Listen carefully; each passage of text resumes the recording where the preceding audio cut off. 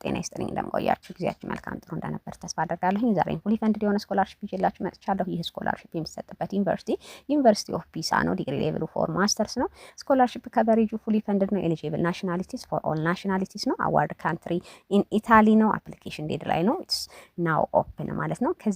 ከዚህ ስኮላርሺፕ የሚገኝ ፋይናንሻል ቤኔፊት የኑሮ እስከ 1000 ዩሮ ድረስ ፐር መንዝ ከቨር ያደርጋል ለ9 ወራት። ሌላ ደግሞ ሙሉ የትምህርት ወጪው የተሸፈነ ነው። የጣሊያንኛ ቋንቋና የተለያዩ ካምፓኒዎች ላይ የስራ ልምድን የማግኘት ጥቅሞች አሉት። ነገር ግን ይሄ ስኮላርሺፕ የኢንሹራንስ እና የጤና እና ደግሞ የታክስን ከቨር አያደርግም ማለት ነው።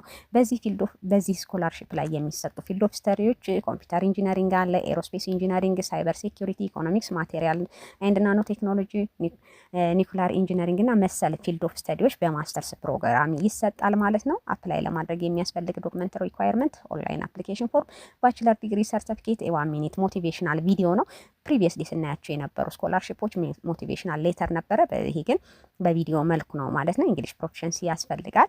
ፋይናንሻል ስቴትመንታችንን፣ ሪኮሜንዴሽን ሌተር እና ሲቪ በተጨማሪም ደግሞ የፓስፖርታችንን ኮፒ ማያያዝ ይጠበቅብናል። ማን ነው ኤሊጂብል የሚሆነው?